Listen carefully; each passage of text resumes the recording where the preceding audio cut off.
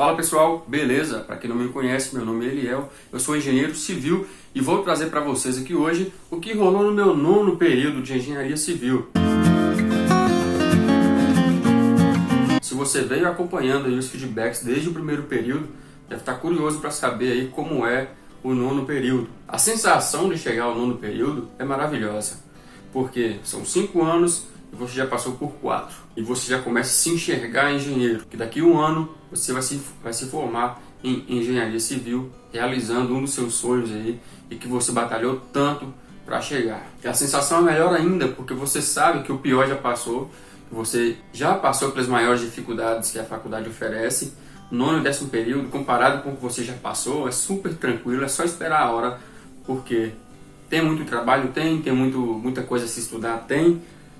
Entretanto, não é mais aquela loucura que acontece até o 8º período, pelo menos na minha faculdade.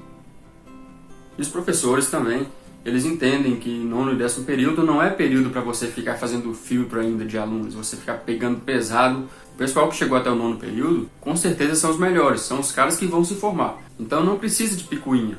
Mas claro, como eu disse, tem muita coisa para ser estudada ainda nesses 2 últimos períodos. No nono período nós tivemos 8 disciplinas, mas não se assustem porque são disciplinas mais flexíveis. Não vai ser tanta correria como os períodos anteriores.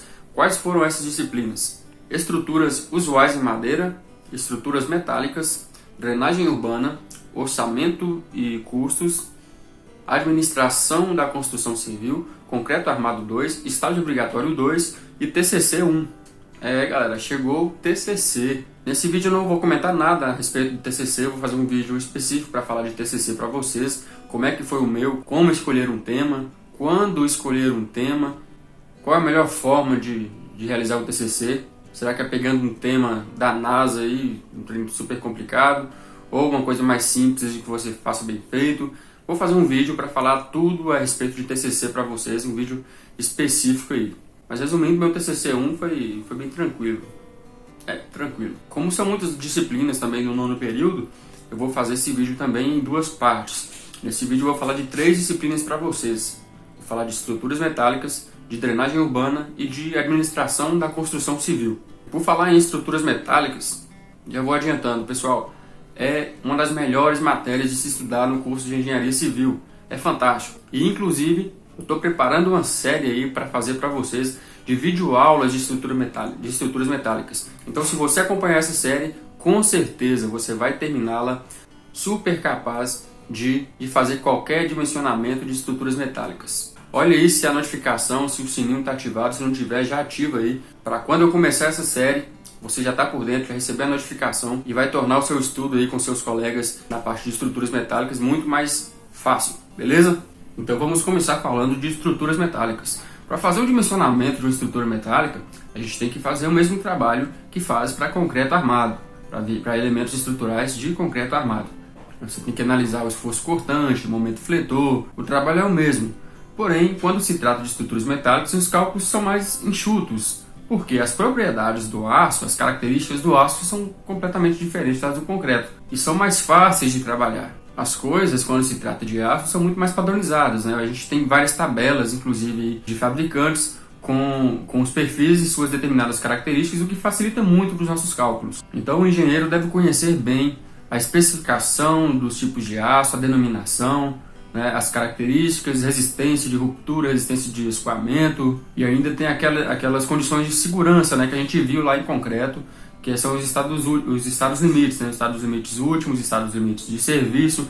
Isso também a gente tem que considerar no estudo aí das estruturas metálicas. E aí vai ter muita coisa que a gente estudou lá em resistência dos materiais, agora a gente vai aplicar no estudo aí das estruturas metálicas, né? Que são, lembra daquele gráfico, tensão, deformação? Aí tem as propriedades físicas do aço, lembra? Então tudo aquilo a gente vai resgatar. Então, por muitas vezes, a gente teve que voltar no material lá de resistência de materiais e dar uma olhada, né, coisa que a gente não lembrava, para aplicar agora, que vai ser muito importante. Eu falei a respeito da tabela dos fabricantes, lá a gente encontra os tipos de perfis, né, isso a gente tem que conhecer bem. Os perfis metálicos, né, do tipo C, do tipo I, do tipo T, tipo L, que é popularmente chamado cantoneira, né, tem o tipo W ou H. Então, a gente tem que conhecer esses perfis E aí, para dimensionar, a gente considera também vários fatores, né? Temos que conhecer as cargas e fazer as combinações dessas cargas, né? E o que são essas cargas?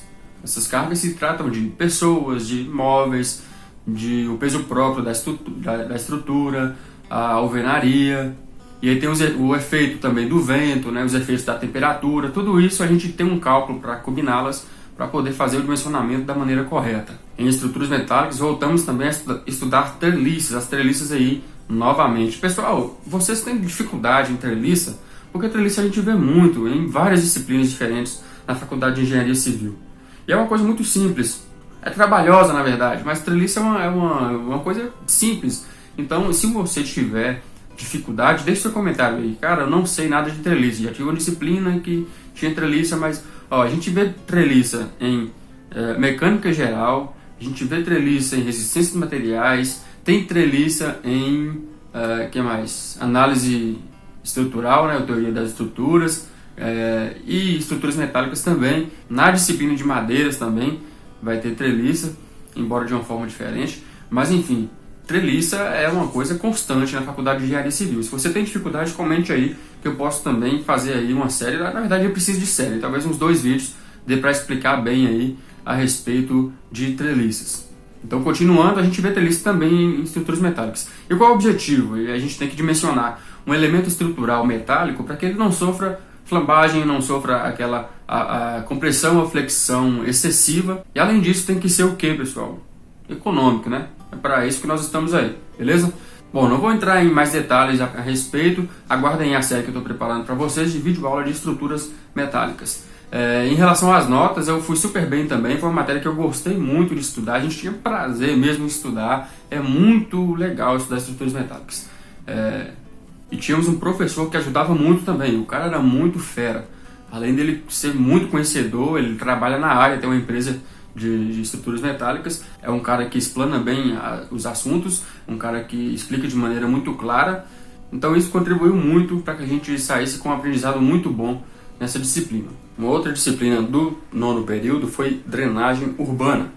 É uma matéria chata e legal de se estudar ao mesmo tempo. A parte chata é ver coisas que a gente já viu em várias outras disciplinas, que são noções básicas de saneamento, volta algumas coisas de hidrologia, né, a respeito de ciclo hidrológico, de precipitação, de etograma, enfim. Mas todas essas noções básicas a gente vai usar aí para estudar a respeito da drenagem urbana em si e fazer dimensionamento de sarjetas, de bocas coletoras, galerias. E aí, além desse dimensionamento convencional, eu diria, a gente estuda também alguns métodos alternativos, né, para fazer uma drenagem urbana. Mas realmente, para fazer esse dimensionamento, a gente vai precisar daqueles conceitos básicos e fundamentais lá que a gente vinha vindo desde o 5º período, né, noções preliminares de saneamento, algumas perspectivas, né, da drenagem urbana, ciclo hidrológico e outros dados básicos, né, e preliminares, para que a gente possa elaborar aí um projeto de sistema de drenagem urbana. E alguns desses assuntos a gente adentra um pouco mais, coisas que a gente não viu, alguns detalhamentos que a gente não viu aí em outras disciplinas, a gente vai ver agora, né, coisa que a gente não tinha visto de uma maneira muito aprofundada nas outras disciplinas, né? E aí vai entrar outros fatores, né?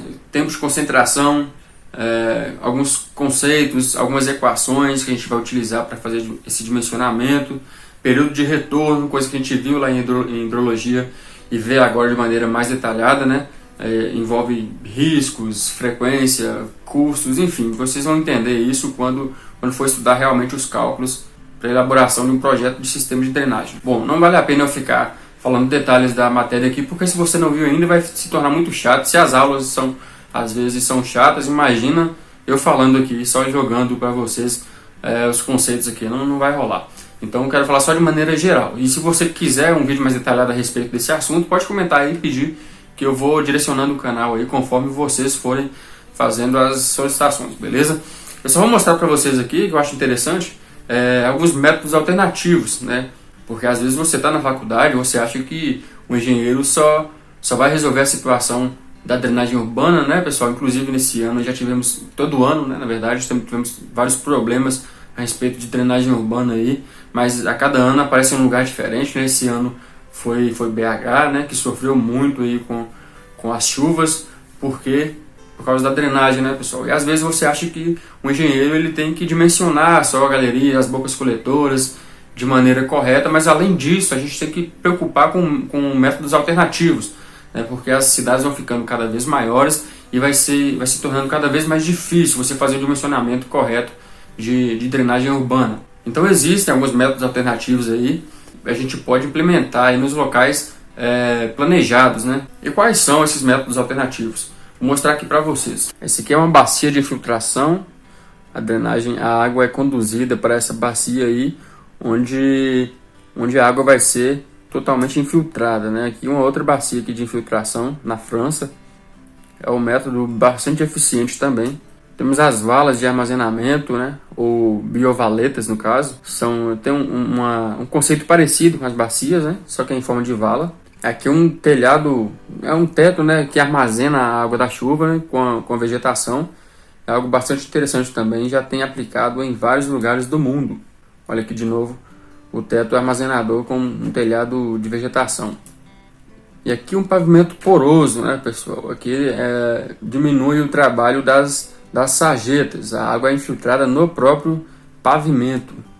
Vala de infiltração, vala de retenção. Só uma curiosidade para vocês, a gente estuda como fazer também, como executar esses métodos alternativos. Drenagem urbana foi isso, o professor foi muito bacana, inclusive foi meu professor de TCC, foi meu orientador de TCC, um cara excepcional, uma pessoa maravilhosa. Queria até falar o nome dele aqui, não vou falar porque não sei se ele vai gostar, mas enfim, se ele estiver vendo ele sabe. Um abraço para você, cara, eu tenho muito para agradecer a você por tudo o quanto você me ajudou aí na faculdade, na disciplina, no meu TCC, enfim, um abraço. Em drenagem urbana foi isso, eu acho que eu passei com uma nota também bem razoável, acho que bem acima da média aí. E uma última disciplina para fechar, administração da construção civil. Tinha um violão aqui, não foi intencional para fazer cenário nem nada. Meu cenário aqui é só um sofá e uma parede atrás. É que eu só percebi realmente que ele estava aqui agora. Bom, uma outra disciplina que a gente teve foi administração da construção civil. É uma matéria que está ligada aí diretamente com a outra disciplina que eu vou essa disciplina está linkada diretamente com orçamentos e custos, que eu vou mostrar na parte 2 para vocês. Essa disciplina contempla assuntos históricos a respeito da construção civil.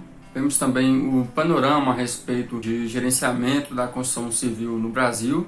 E estudamos algumas legislações, né, que se referem às atribuições do engenheiro civil.